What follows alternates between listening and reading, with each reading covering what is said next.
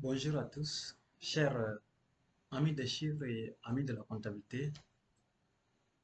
Aujourd'hui, nous sommes le lundi 24 novembre 2025. Donc, comme je vous l'ai dit dans mes vidéos passées, tout au long du reste des jours de ce mois, nous allons parler de la clôture des comptes, la clôture annuelle des comptes en comptabilité. Bien avant, je réponds au nom de Bendogum Yosengar Théodore. Et vous êtes bel et bien sur la chaîne Le Comptable d'aujourd'hui. Le Comptable d'aujourd'hui. Sur cette chaîne, nous parlons régulièrement du métier de la comptabilité.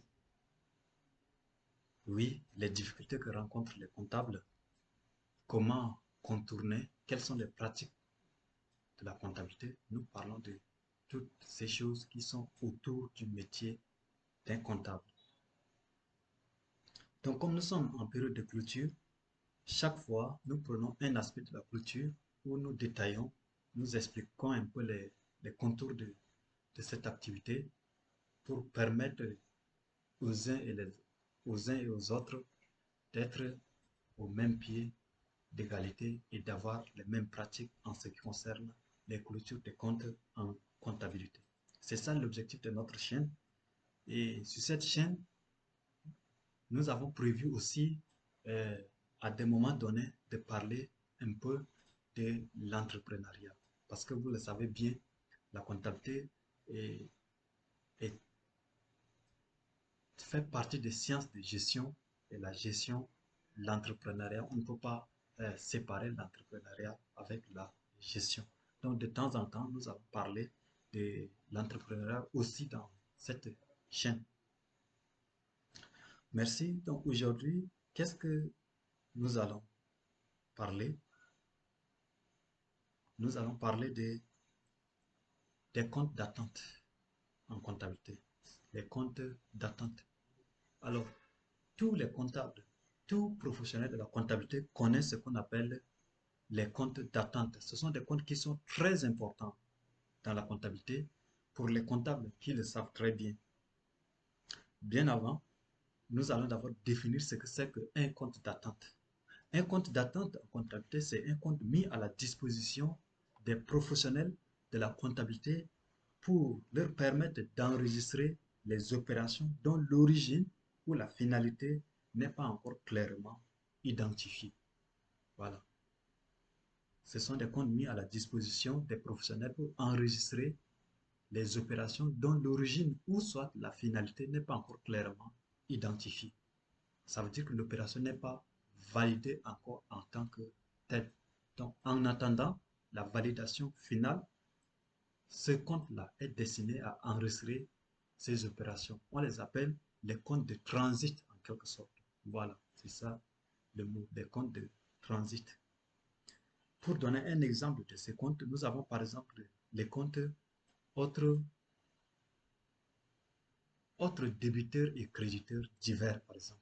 Autres débiteurs et créditeurs divers. C'est un exemple de compte d'attente.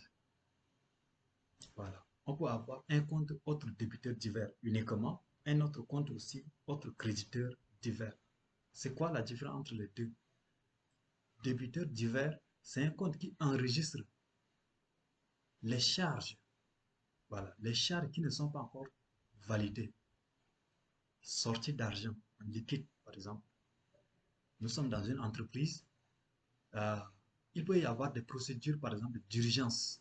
S'il y a une urgence qui se pointe à l'horizon, qui nécessite de faire sortir l'argent, supporter telle dépense, ou soit régler telle facture, alors on autorise momentanément la sortie de cet argent-là pour régler cette urgence. Et après, la personne qui a fait sortir cet argent peut maintenant suivre les autres procédures pour finaliser, faire valider la facture. Voilà, des choses comme ça. Donc, quand l'argent est sorti, on enregistre dans le compte autre débiteur divers. Le comptable enregistre dans le compte autre débiteur divers.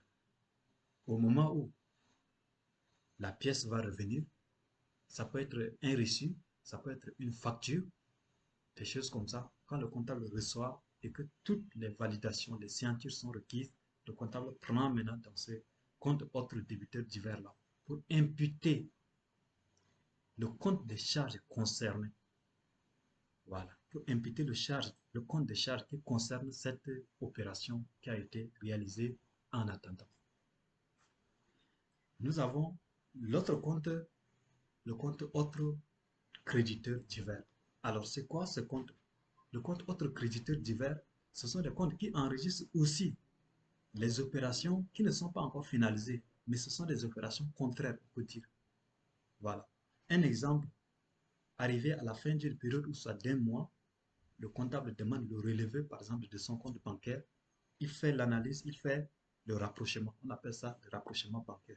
Il fait le rapprochement et il se rend compte qu'il y a un compte qui est arrivé dans son crédit, mais qu'il ne connaît pas l'origine.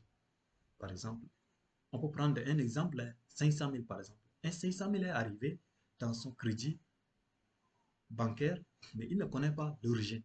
Donc, en attendant, il peut enregistrer ce montant-là, cette opération-là, dans le compte autre créditeur divers pour boucler le rapprochement bancaire.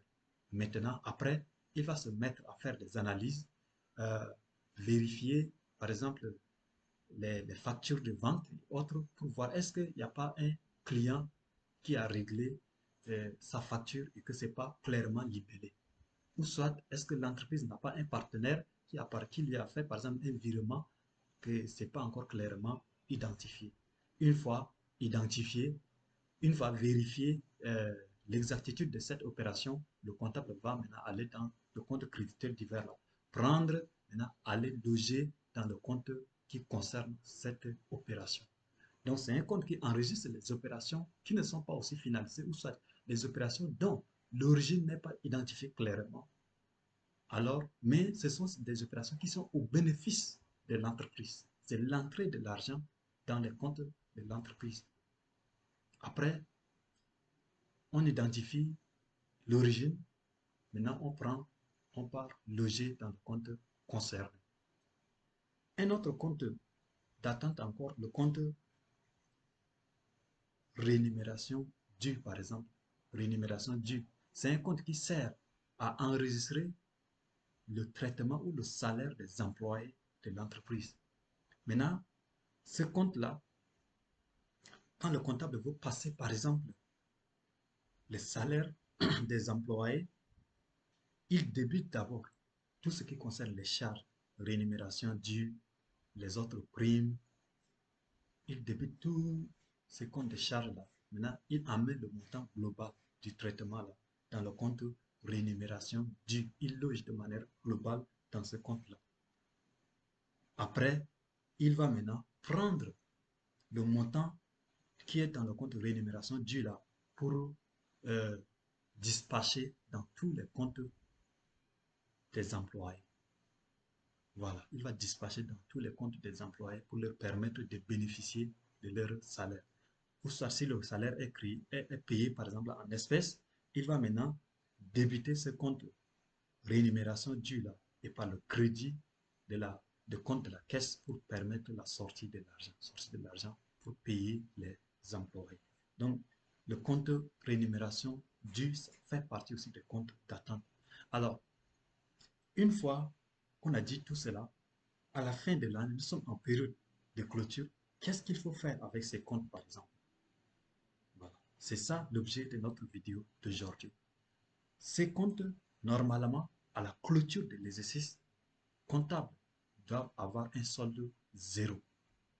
Parce qu'on a bien dit que ce sont des comptes de transit.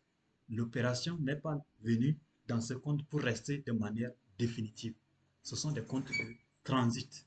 Qui dit transit, ça dit que le montant est venu se reposer là, momentanément après, il part dans sa destination.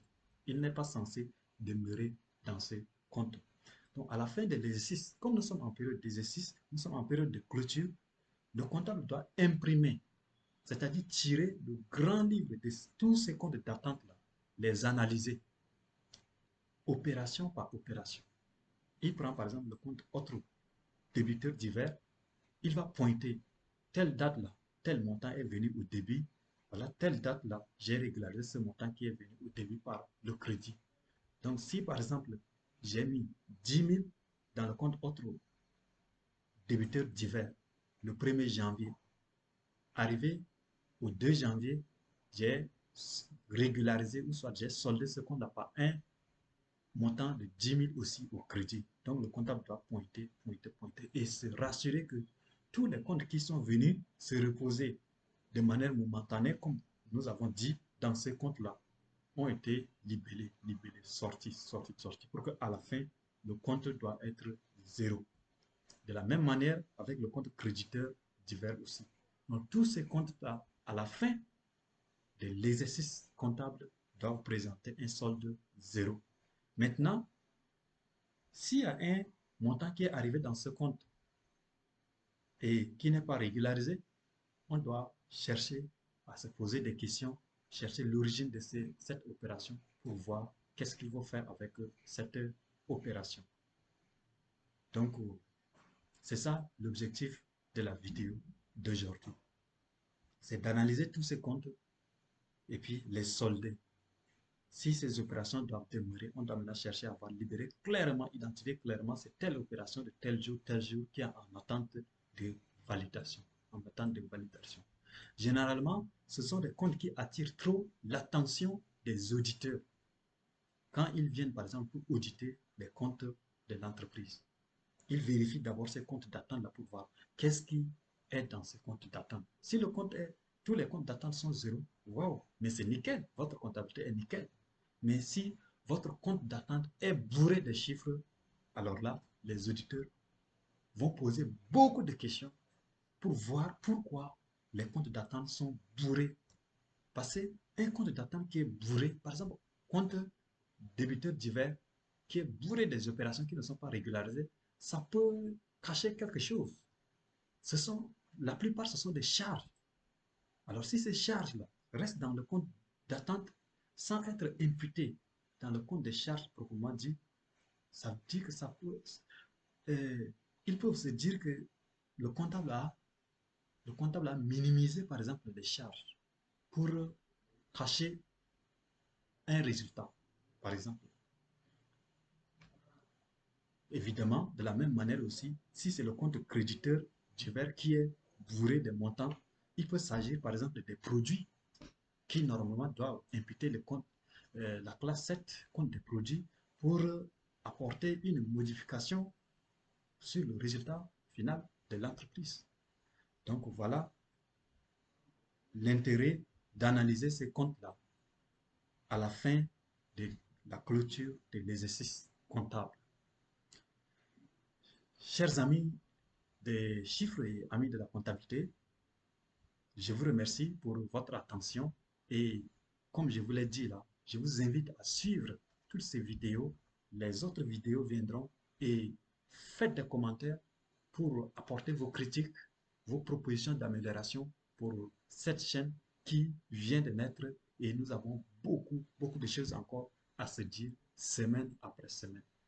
Ou vous avez des sujets particuliers en ce qui concerne la comptabilité et que vous voulez qu'on aborde ces sujets, laissez l'écrit dans les commentaires. Nous allons faire un plaisir de faire sortir des vidéos par rapport à vos sujets, par rapport au sujet que vous avez proposé. Merci beaucoup et à la prochaine fois pour un autre aspect de clôture des comptes en ce qui concerne la comptabilité.